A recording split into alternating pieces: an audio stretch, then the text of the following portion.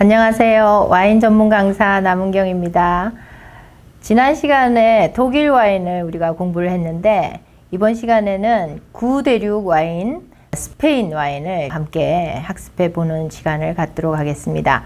스페인 하면 투우와 플라멩고 또 돈키호테 이런 게 떠오르시죠? 그런 열정의 나라입니다. 이 열정의 나라답게 굉장히 태양이 작열하는 그런 기후와 토양을 가진 나라입니다. 지난 시간에 독일하고는 굉장히 상반되는 나라죠.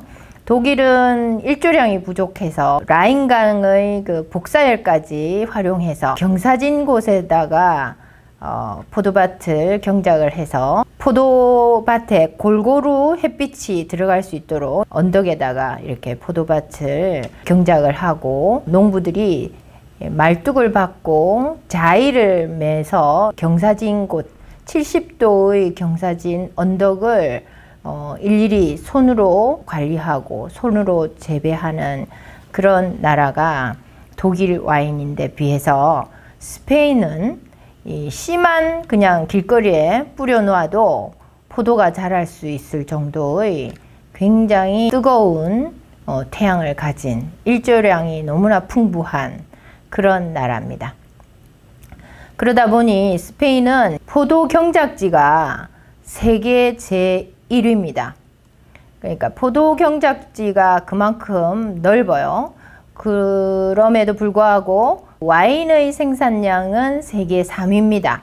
1위는 프랑스와 이태리 번갈아 가면서 1위를 하고 세 번째 생산량을 가진 나라가 스페인인데 생산 면적에 비해서 와인의 생산량은 3위에 그치는 이유가 너무 땅이 건조하고 그러다 보니까 물이 부족합니다. 그래서 그 물을 인공으로 이렇게 갖다 대야 되는데 그것도 이제 불법으로 그런 이제 제도는 또 만들어 놓지 않다 보니까 못하게 하다 금지를 시켰죠. 그러다 보니까 아주 건조한 그런 땅이죠. 그러다 보니까 물이 너무 부족하니까 촘촘하게 포도나무를 심지 못하고 띄엄띄엄 넓게 이렇게 심었어요. 그러다 보니까 이제 생산량은 면적에 비해서 많지 않다 이런 이야기입니다. 그리고 이게 이제 스페인 와인은 질보다는 양입니다. 그때 과거에는. 그래서 벌크 와인, 통으로 오크통째로 이렇게 와인을 내다 파는 그런 벌크 와인 생산 1위입니다. 그만큼 양으로 승부했던 나라가 스페인인데 요즘 와서는 신흥 다크호스입니다. 굉장히 와인을 연구를 많이 하고 또 프랑스풍의 와인을 만들어내고 이렇게 하다 보니까 요즘은 굉장히 품질이 좋아져서 옛날 같지 않은 그런 그 고급 와인으로 지금 부활하고 있는 곳이 스페인입니다. 이 스페인도 마찬가지로 로마 시대에 로마 제국이 전 유럽을 영토 확장을 하면서 스페인에다가도 이제 와인 양조 기술을 전수를 했죠. 그래서 그 이후에 소로마 제국이 멸망하면서 이슬람교가 지배하게 됐어요. 이슬람교는 금주입니다. 쿠란에 보면 금주기 때문에 와인을 더 이상 못 만들게 해서 와인 산업이 굉장히 위축됐었죠. 그래서 이제 와인을 뭐 제대로 만들지 못한 이유가 또 그런 이유가 있고, 그러다가 또 1580년에 영국과 스페인이 전쟁을 했어요. 영국의 헨리 8세가 스페인 공주하고 정략 결혼을 했는데 나중에 앤이라는 엘리자베스 여왕의 어머니, 천일의 앤이라는 영화를 보시면은 거기 나오는데 앤을 왕후로 삼기 위해서 성공회라는 그런 종교까지 바꿔가면서 기독교에서는 재혼을 할 수가 없거든요. 스페인 왕비를 내치고 그 앤을 왕후로 맞아들이기 위해서 국교를 바꾸고 법까지 바꿔가지고 이렇게 앤을 왕후로 맞았죠. 그러면서 이제 스페인 왕후를 내치니까 영국하고 스페인이 이렇게 전쟁을 하게 됩니다. 그래가지고 영국 사람들이 스페인을 점령을 하다 보니 저 밑에 보면 여기 헤레즈라는 곳이 있어요.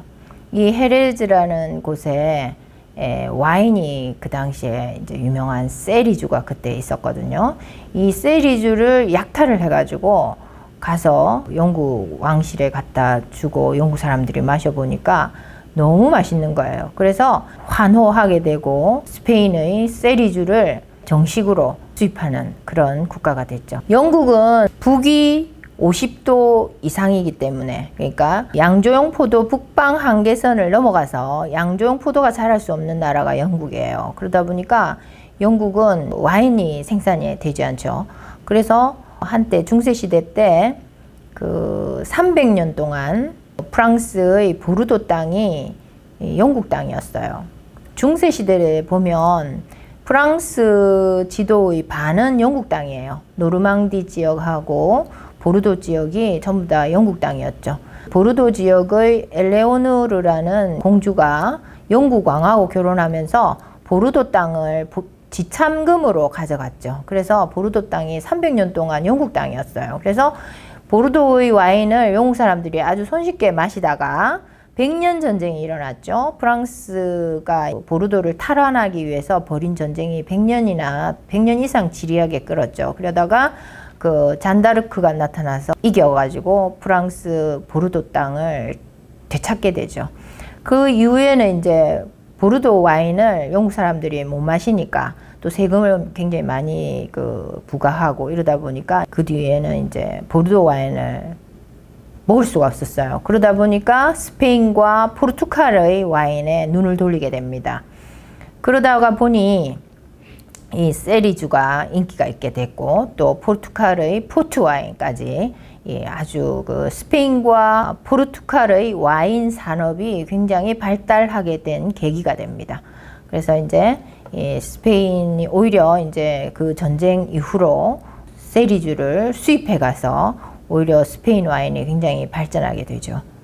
그래서 좀 이따 우리가 공부를 할 건데 세리주가 이 스페인 와인의 대표적인 아주 옛날부터 오랫동안 아주 세계 최고의 와인이 세리주가 16세기 말까지 세계 최고의 와인이었어요. 말부터. 여하튼 그래서 영국의 자본이 오스본이라는 회사가 스페인에다가 회사를 차려서 세계 최고의 최대 주류 회사가 지금도 있죠. 그 오스본의 마크가 황소인데 그 황소의 심볼이 스페인의 심볼이 될 정도로 스페인의 세리주가 그만큼 유명합니다. 그리고 1870년대 필록세라로 프랑스의 보르도 양조업자들이 필록세라가 이제 뿌리 혹벌레, 포도밭에 전염병이죠. 그래가지고 포도밭에 전염병이 돌아가지고 프랑스 포도밭이 황폐화, 초토화돼 버렸어요. 1860년대. 그러다 보니까 이제 이게 전 유럽으로 퍼졌는데 스페인의 리호아 지방은 아직까지 필록세라의 영향을 받지 않았을 때였어요. 1870년대. 그때는 이미 이제 필록세라를 극복하는 그런 단계가 되다 보니까 리호아는 필록세라의 영향을 받지 않은 그런 땅이었죠. 그래서 보르도의 양조업자들이 보르도에서 더 이상 필록세라 때문에 와인을 만들지 못하니까 스페인의 리오아로 다 이주를 해왔어요. 양조업자들이. 보르도 땅에서부터 리오아까지는 300 몇 킬로밖에 안 되거든요. 요 보르도, 여기 프랑스 보르도에서 스페인 리오아까지 거리가 그렇게 멀지 않아요. 그리고 이제 리오아 땅이 보르도 땅하고 거의 비슷하고 이러다 보니까 양조업자들이 리오아에서 이제 와인을 만들어야 되겠다 해가지고 다 이제 건너왔죠. 그래서 스페인의 와인이 이 리오아에 건너온 보르도 양조업자들 때문에 발전하게 되는 계기가 됩니다. 그래서 보르도 양조가의 이주로 보르도풍의 와인을 그때부터 만들게 되면서 와인 산업이 발전하게 된 계기가 되죠. 그러다가 이제 스페인 내전으로 황폐화가 되었지만 이 무리에타라는 와인계의 스페인 와인계의 위인이죠. 그 사람이 나타나서 굉장히 무리하게 노력을 했다 이렇게 기억하시면 됩니다. 무리에타가 엄청난 노력을 해서 스페인 와인을 보르도풍으로 고급 와인으로 한 등급 약진하게 만든 위인이 무리에타입니다. 그리고 이제 스페인 와인의 개요에서 기후가 무덥고 건조하고 자결하는 태양, 그래서 포도 껍질이 굉장히 두껍고 그러다 보니 타닌도 풍부하다. 이 타닌이 풍부하다는 것은 고급 와인을 만들 수 있는 조건이 된다는 거예요. 그래서 이 타닌이 숙성을 통해서 굉장히 실키해지거든요. 아주 부드럽고 구조감이 좋은 그런 파워풀한 농익은 맛이 만들어집니다. 그래서 스페인은 그런 기후 조건이 좋아서 달콤한, 그러니까 알코올 도수가 높다. 이 말은 포도가 당도가 높다는 뜻이고, 당도가 높다는 것은 그 포도가 아주 잘 익었다 이런 뜻이죠. 그래서 아주 고급 와인을 만들 수 있는 그런 조건이 된다는 거죠. 그리고 또 스페인 하면 세리주도 유명하지만 까바로도 유명합니다. 까바가 뭐냐면 샴페인 같은 스파클링 와인이에요. 근데 이제 샴페인은 굉장히 가격이 비싸고 스파클링 와인의 원조죠. 그러다 보니까 샴페인과 같이 이렇게 만드는 이 까바가 굉장히 인기예요. 그러니까 이제 샴페인 만드는 방법이 있어요. 아주 전통적인 방식으로 만들거든요. 병에다가 일일이 거기에다가 병 안에다가 그 효모와 설탕을 병 안에다 바로 하나하나 집어넣습니다. 그러면 병 안에서 다시 한 번 더 효모가 발효를 해요. 그러면 설탕을 당분이 먹어가지고 알코올로 바꾸고 탄산가스를 생성한다고 했죠. 그 병 안에서 탄산가스가 발생을 하는 거예요. 이걸 갖다가 일일이 병째 발효, 병발효라고 하거든요. 이 병발효 시키는 게 굉장히 번거롭고 일이 많아요. 그래서 돈이 비싼데 이 스페인은 나라가 아직까지 조금 저렴한 나라가 돼서 이 까바도 굉장히 싸요. 그래서 우리가 샴페인을 사 마시기에는 10만 원씩 하니까 비싸니까 이 까바로 대체하면 좋습니다. 까바는 한 2만 원 정도만 하면 살 수 있거든요. 그래서 샴페인 만드는 전통 방식으로 만드는, 그러니까 가스를 발생시키는 그런 방식을, 전통 방식을 이용하기 때문에 까바가 품질이 괜찮다. 그래서 가성비가 좋다. 이게 이제 1929년에 바르셀로나 와인 박람회에서 수상한 후에 이 까바가 아주 명성을 가지게 됐다. 스페인 와인의 생산지를 보면요, 이 리오아가 제1번입니다. 리오아가 아주 전통적으로 오래된 곳이고요. 그 다음에 이제 리베라 델 두에로, 여기 루에다 지역이 있고, 그 다음에 페네데스가 이 까바가 생산되는 지역이고요. 그 다음에 라만차, 그러니까 돈키호테의 무대죠. 여기는 그냥 중저가 와인이고, 여기 가면 헤레즈, 여기가 세리거든요. 세리, 헤레즈, 뭐 이렇게 발음을 영어로 발음하느냐, 스페인어로 발음하느냐에 따라서 이렇게 바뀌는데, 요 세리주가 생산되는 이 지역, 이렇게 해서 와인 생산 지역을 대충 한번 봤습니다. 다시 한번 더, 여기가 리오아, 요 프랑스 여기 있고, 프랑스 국경 바로 옆에 바르셀로나가 있어요. 그러니까 이제 프랑스하고 아주 멀지가 않죠. 아주 가깝다 보니까 이 보르도 지역의 양조가들이 리오아에 자리를 잡을 수 있었다. 그 다음에 신흥 와인 생산 지역 리베라 델 두에로, 그 다음에 퓨리오라떼, 여기도 굉장히 요즘 떠오르는 다크호스 지역이고, 페네데스, 까바로 유명한 지역입니다. 그 다음에 밑에 쉐리, 여기까지 이렇게 5군데 정도를 기억을 해 두시면 좋고요. 스페인은 와인의 등급을 DO법입니다. DO법. 그러니까 AOC하고도 가죠. 프랑스의 아펠라시옹 오리진 꽁트롤레를 다 본따가지고 이태리도 DOC, DOCG까지 붙여가지고 이태리도 DOC, 스페인도 DO라고 합니다. DO. 이게 다 원산지를 호칭으로 부르는 규정입니다. 규정. 원산지를 호칭으로 쓸 수 있다. 라벨에. 그 포도밭이 있는 그 원산지가 중요하다 이거예요. 이 와인이 잘 만들어지려면 그 포도가 중요한데, 그 포도가 어느 지역에서 생산되느냐, 그게 중요하다는 거죠. 그래서 포도밭이 중요하고, 그 포도밭이 어디에 있느냐, 그래서 그 마을 이름이라든지 그 지역 이름을 그 라벨에다가 사용할 수 있는 그런 규정이 DO 관리법 혹은 AOC, 프랑스에서는 AOC, 그 다음에 이태리나 스페인은 DOC 이렇게 규정을 정해놨습니다. 근데 이제 한 가지 특징은 그 이태리나 뭐 프랑스에서는 그렇게 중요하지 않은 건 아니지만 그 라벨에 굳이 그렇게 따지지 않는데 스페인에서 아주 중요하게 따지는 게 하나 더 있습니다. 그게 이제 숙성 기간입니다. 스페인 와인 등급 제도에서 DOC 외에 이런 그랑 리제르바, 크리안자, 호벤 이런 말이 라벨에 적혀 있어요. 이게 이제 굉장히 중요하게 스페인에서는 따지거든요. 그래서 숙성을 얼마만큼 했느냐 이거예요.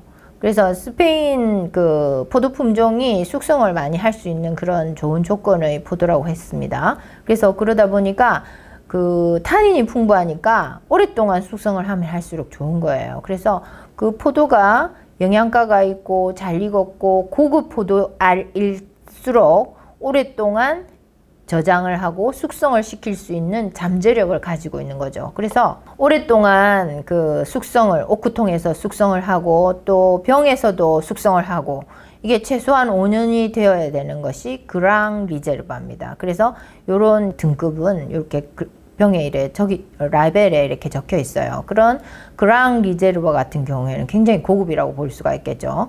그 다음에 일반적으로 이제 우리가 많이 눈에 띄는 게 리제르바입니다. 우리나라는 이런 고급 와인을 수입을 하거든요. 왜냐하면 수입상이 마진이 많이 남아야 되기 때문에 이런 싸구려는 수입을 잘 안 합니다. 근데 호배는 아예 보기가 힘들고 크리안자까지는 한 번씩 보입니다. 그래도 최소한 이제 리제르바급 이거는 이제 오크통 숙성 1년, 병 숙성 한 2년 이렇게 토탈 포함해서 3년 이상 숙성을 거친 와인이라 이런 뜻이에요. 그래서 요런 라벨의 그 등급을 꼭 좀 스페인 와인일 때 한번 살펴보는 것이 좋습니다. 칠레도 요런 게 적혀 있어요. 칠레도 스페인의 식민지였죠. 그러다 보니까 스페인의 영향을 받아가지고 요런 라벨에 요런 그랑 리제르바 리제르바 이런 낱말이 많이 적혀 있어요. 스페인의 포도 품종은 템프라뇨입니다. 템프라뇨. 지난 시간에 배운 독일의 포도 품종은 뭡니까? 청포도 품종 리슬링이었죠. 그거 기억해 두시고 스페인의 포도 품종, 스페인의 대표 포도 품종 템프라뇨를 기억해 두세요. 이 템프라뇨를 가지고 스페인은 와인을 많이 만들고 있습니다. 템프라뇨는 껍질이 두껍고 당연히 색깔이 진하겠죠. 껍질이 두꺼우니까. 그런 대신에 맛이 부드럽고 장기 숙성을 할 수 있는 잠재력을 가지고 있는 타닌이 풍부한 그런 포도 품종이다. 그 대신 태양이 너무 뜨거우니까 포도가 그렇게 시끄럽진 않겠죠. 시진 않겠죠. 그래서 낮은 산도, 풍부한 타닌, 잘 익었으니까 알코올 농도가 높겠죠. 그래서 이런 포도 품종이다. 템프라뇨, 그 다음에 가르나차. 스페인의 대표 포도 품종 중에 적포도 품종 템프라뇨, 가르나차. 가르나차는 그르나슈라고 프랑스 와인을 공부하면 아비뇽 유스라는 프랑스 아비뇽의 로마 교황이 쫓겨와서 그 교권이 한때 추락했을 때 교황이 바티칸 시티에 있는 교황이 로마에서 쫓겨나서 프랑스 아비뇽으로 유배된 적이 있어요. 유폐. 그걸 유수라고 하거든요. 그래서 이제 그 교황이 한때 그 프랑스 아비뇽에 갇혀 있었어요. 그래서 거기서 만들어진 와인이 샤토네프 디파프, 교황의 새로운 성이라는 그 와인이 아주 유명하죠. 샤토네프 디파프를 만드는 대표적인 포도 품종이 가르나차예요. 그르나슈라고 합니다. 그르나슈. 이 그르나슈 포도 품종이 원래 고향이 스페인이에요. 그 프랑스에서 이제 교황이 아비뇽 유스에서 그러니까 교황의 새로운 성에서 교황이 7명이 탄생을 했거든요. 프랑스인 교황이라고 하는데 한때는 스페인인의 교황도 거기서 이제 교황이 된 적도 있어요. 그래서 그 스페인 교황이 아비뇽에서 교황을 할 때 그르나슈, 가르나차 포도 품종을 갖고 가갖고 거기서 심어가지고 샤토네프 디빠프 만드는 재료로 사용을 했죠. 그래서 스페인 포도 품종이 프랑스의 그르나슈와 같은 포도 품종이라는 겁니다. 그 다음에 모나스트랄, 이러한 그 무베드르라는 프랑스 말로 유명한 포도 품종이 있고, 그 다음에 이제 화이트 포도 품종은 팔로미노라고 쉐리의 재료입니다. 쉐리주를 만드는 주정 강화 와인입니다. 이거를 만드는 재료가 팔로미노라는 게 있고, 까바를 만드는 화이트 포도 품종 비우라라는 게 있습니다. 리오아 와인 생산지를 보면 스페인 북부 에브로강 유역의 온난한 해양성 기후의 프랑스 국경 인근입니다. 그래서 이 보르도 양조업자가 이주를 할 수가 용이했겠죠.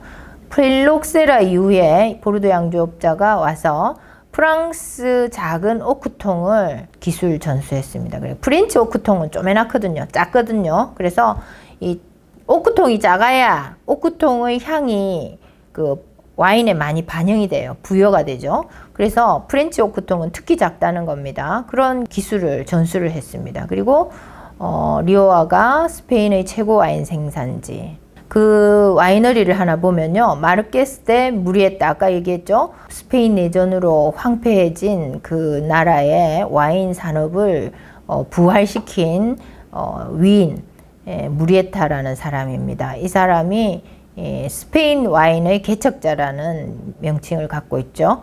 1854년에 세운 아주 유서 깊은 와이너리, 세우 시간이 많이 지난 역사가 있는 그런 와이너리, 마르케스 데 무리에타 리오 와인 대표 와인입니다. 그 다음에 마르케스 데 리스칼이 유명합니다. 검색어에 마르케스 데 리스칼이라고 치면요, 와인보다도 호텔이 나옵니다. 이 호텔이 죽기 전에 가봐야 할 최고의 관광지에 들어갔어요. 그 중에 리스칼, 마르케스 데 리스칼 호텔인데, 이 호텔은 마르케스 데 리스칼 와이너리입니다. 이 와이너리는 옛날에 1895년도에 리오아에 이주해 온 보르도 양조업자들이 이제 만든 와인이에요. 그러다 보니까 보르도가 아닌 다른 지역에서 보르도 와인 상을 받았어요. 똑같이 이제 보르도풍으로 만들다 보니까 보르도 최고 영예 타이틀을 수상하게 됐거든요. 그래가지고 이 상장이 라벨에 붙어 있어요. 라벨에 그때 받았던 그 영광스러운 보르도 최고 와인이다, 이 상장이 이 마르케스 데 리스칼 와인을 사면 이렇게 붙어 있거든요. 이 상장과 함께 라벨이 붙어 있어요. 그러다 보니까 이제 이게 보르도 와인처럼 굉장히 이제 유명해지다 보니까 가짜 와인이 판을 치는 거예요. 가짜 마르케스 데 리스칼 와인이다 막 이렇게 하니까 정부에서 이러면 안 된다, 원산지 통제를 해야 된다, 반드시 이 라벨이 우리 고유의 라벨이라는 것을 고수하기 위해서 금색 실로, 금색 철사줄로 라벨을 갖다가 이렇게 칭칭 묶었어요. 그래가지고 지금도 이 마르케스 데 리스칼을 사러 가면 이 금색 와이어, 철사줄로 라벨을 이렇게 꽁꽁 묶어 있는 그런 상징으로 지금도 이렇게 만들어내고 있거든요.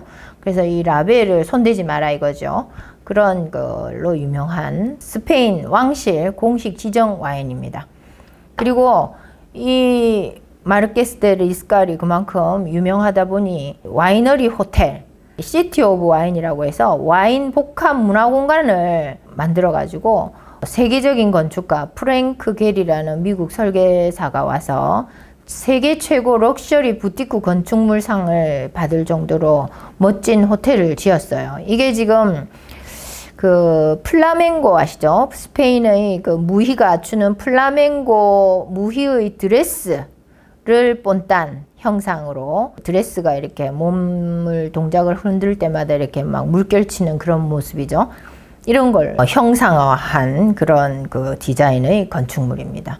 그래서 이게 하룻밤 자는데 뭐 몇백만 원씩 하는 이런 그 훌륭한, 이 마르케스라는 말을 그 리스칼 와이너리에다 붙였는데, 이 리오아의 유명한 장군이, 그러니까 프랑스와 리오아 간의 그 국경이 있잖아요. 그 그 국경이 리오하고 가깝다 보니까 프랑스에서 계속 침입을 많이 했었어요. 그러다 보니까 그 장군이 그 프랑스 군대를 계속 물리치고 방어를 잘 해가지고 장군한테 자귀를 줬어요. 후작이라는. 마르케스가 후작이라는 뜻이거든요. 공작, 후작, 자작, 남작 뭐 이런 말 있잖아요. 그 자귀를 그 장군한테 줬거든요. 그 장군이 리오아의 지역에서는 와인 양조가한테 이제 또 넘어갔어요. 그래서 그 리스칼이라는 그 양조가에 마르케스라는 자기 호칭을 붙인 거죠. 그래서 마르케스 대 리스칼이라고. 이상하게 스페인에는 마르케스라는 말이 많이 붙어 있어요. 양조가들을 굉장히 그 높이 사는 그런 느낌이 들죠. 마르케스 대 까세레스. 이 양조가도 이미 후작이에요, 후작. 마르케스 대 레스칼.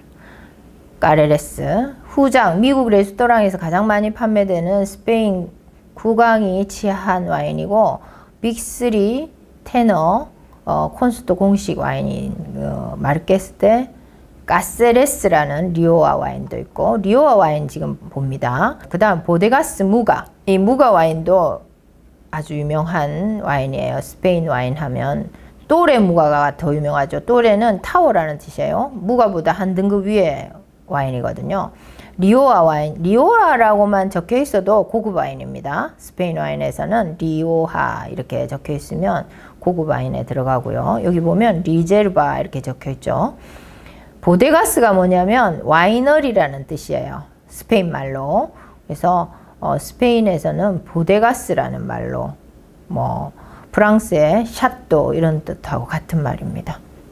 그 다음에 이제 스페인의 리오아의 하로라는 지역이 하도 이 마을 사람들끼리 늘 전쟁을 치르면서 서로 그 땅이 좋으니까 와인도 잘 되고 뭐 하여튼 땅이 비옥하거나 하여튼 그 지역이 엄청 좋은 땅이었나 봐요. 그래서 그 지역 사람들끼리 맨날 싸웠어요. 맨날 전쟁을 치르고 이렇게 하다가 이제 어떤 왕이 이제 통일을 했죠. 그래서 그 왕이 너희들은 맨날 싸우니까 이제는 화해를 해라 이러면서 이제 미사를 드리고 침묵을 도모해라 그 왕이 이제 시켰어요. 그리고 나서부터는 이제 그 지역 사람들이 이제 늘 이렇게 축제를 하는데 어느 날부터는 와인이 흔하니까 막 와인을 덮어쓰고 막 뿌리고 막 이렇게 하면서 이게 갑자기 전통이 돼가지고 관광객들이 계속 몰려오고 막 이렇게 하면서 이 지역이 스페인 하로 축제로 발전을 해가지고 관광 상품으로 어마어마하게 수입을 벌어들이고 있는 곳이에요.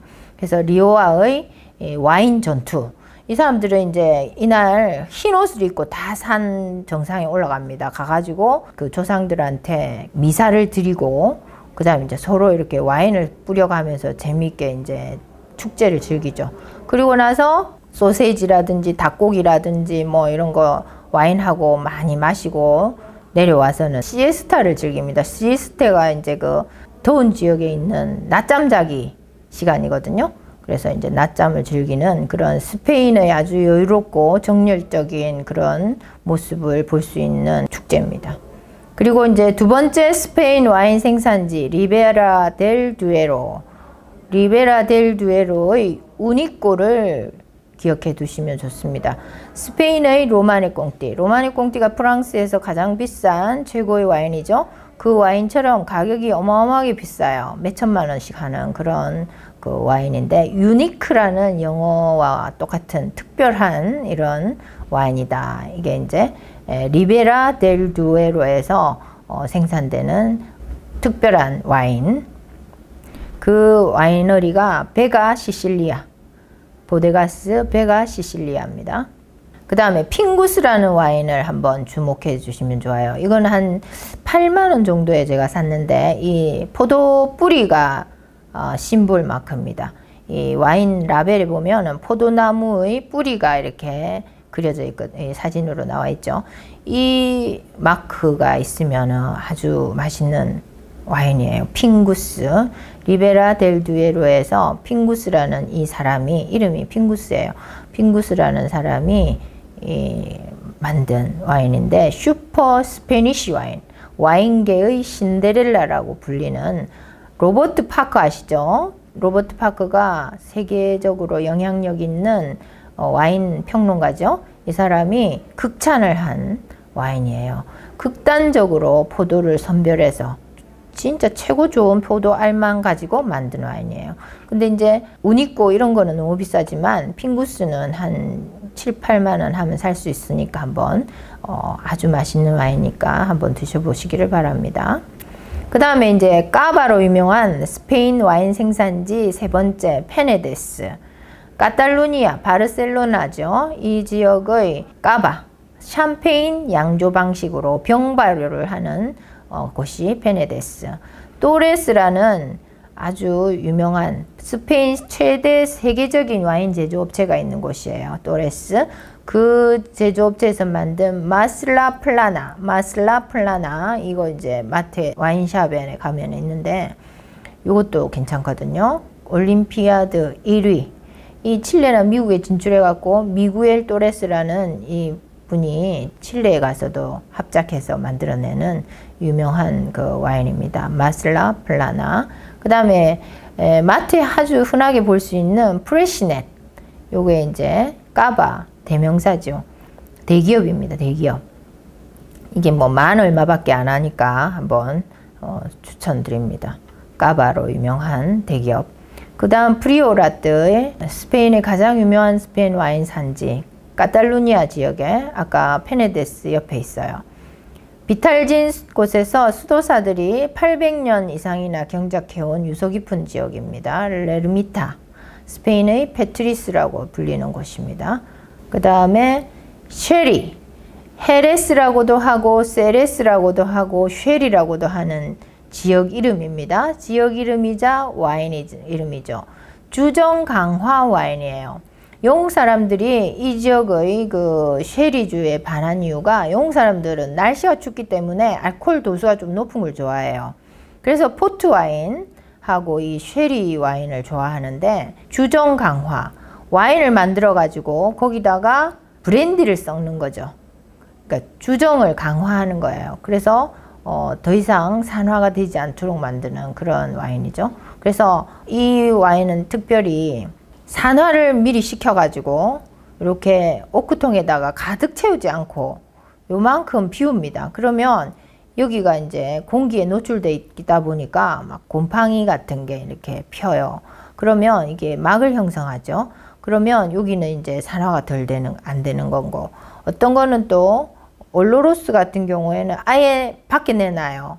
그래가지고 피노 쉐리, 올로로스 쉐리, 뭐 쉐리 종류가 아주 많은데 아예 바깥에다가 지상에다가 솔레라 시스템, 이게 이제 솔레라 시스템인데 와인을 여기다가 이제 붓습니다. 제일 첫 번째 메뉴에다가 붓고 이 메뉴에 있는 와인이 이 관을 통해서 두 번째 단에 내려가고 또 두 번째 단에서 세 번째 단으로 내려가고 세 번째에서 네 번째 단으로 내려가서 여기는 계속 새로운 와인을 부어주고 자꾸 내려가요. 그러면 이제 계속 그 빈티지가 다르게 올해 놓고 내년에 놓고 내후년에 놓고 이런 식으로 자꾸 이제 해마다 새로운 와인을 부어줘요. 그러면 맨 마지막 단에서 한 30% 정도 병입을 합니다. 여기서 꺼내가지고.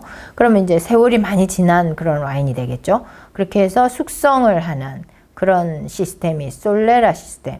보통 저장고는 땅 밑에 있잖아요. 근데 이거는 아예 바깥에 내놔요. 그래갖고 공기하고 접촉을 많이 시켜서 애초에 산화를 시켜요. 그러면 처음부터 새콤합니다.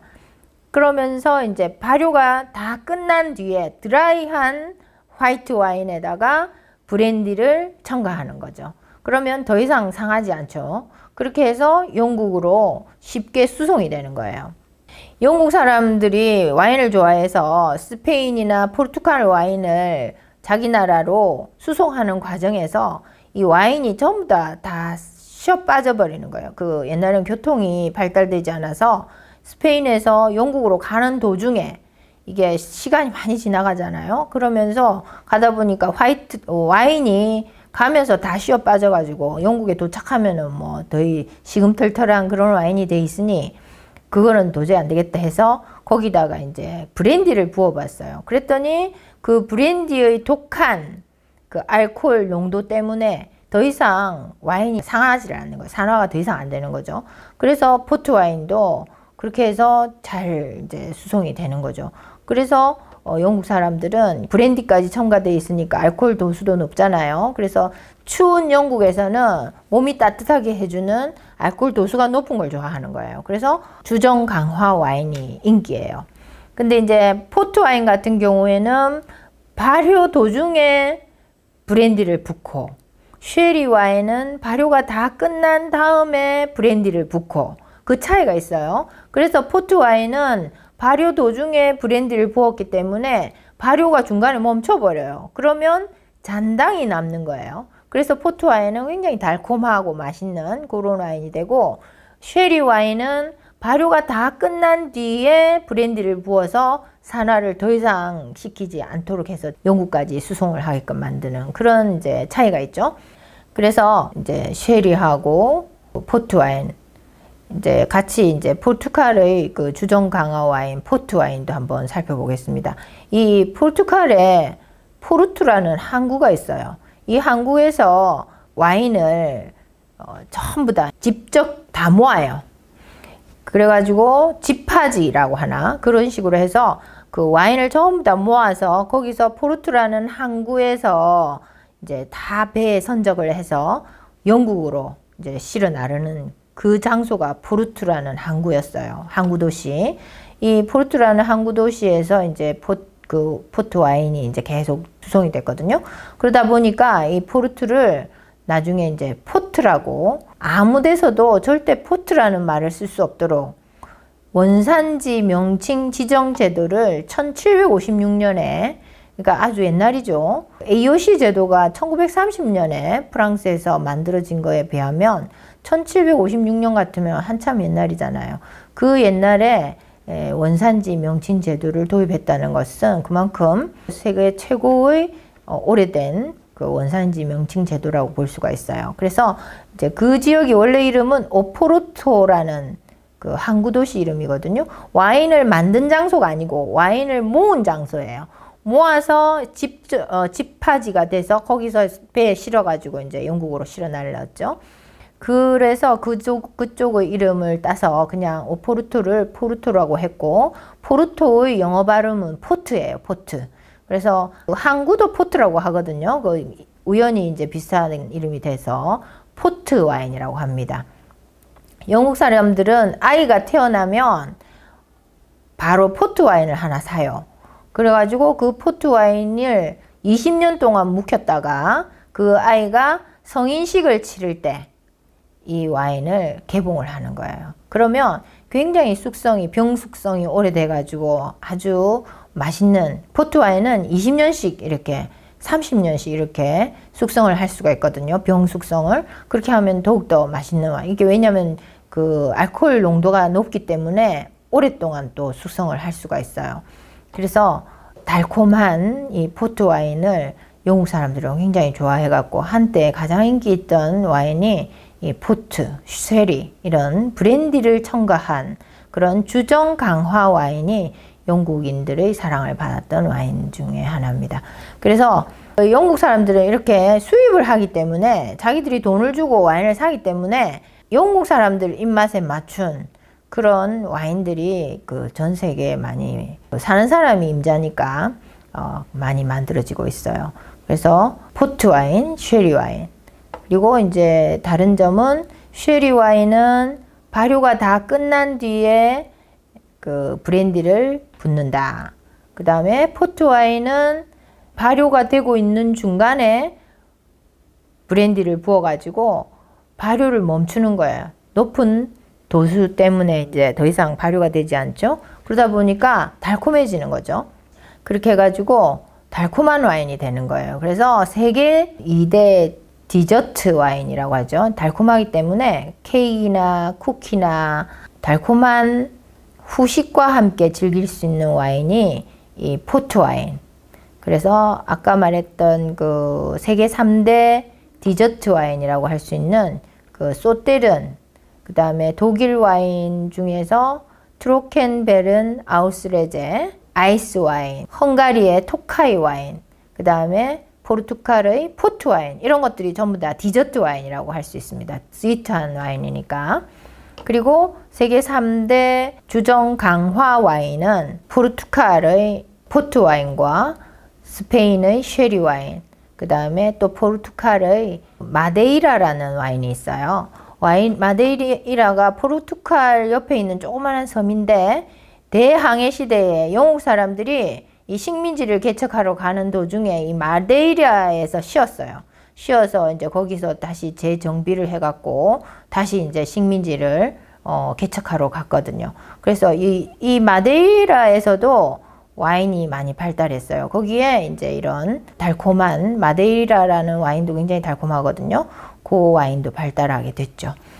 자, 여기까지 오늘 여러 가지 공부를 많이 했어도 기억에 많이 남지는 않으실 겁니다. 그렇지만 한번 들어본 이름이기 때문에 앞으로 여러분들이 책을 보거나 또 와인을 사러 갔을 때 매니저의 설명을 듣다 보면 아, 제가 말씀드렸던 것들이 또 하나씩 기억에 날 수도 있거든요. 그래서 도움이 많이 되었을 거라고 생각을 합니다. 그리고 앞으로 와인 생활을 제가 오늘 강의한 것이 원동력이 되어서 와인의 세계에 입문하시는 좋은 계기가 되기를 바랍니다. 지금까지 경청해 주셔서 감사합니다. 다음에 또 뵙겠습니다.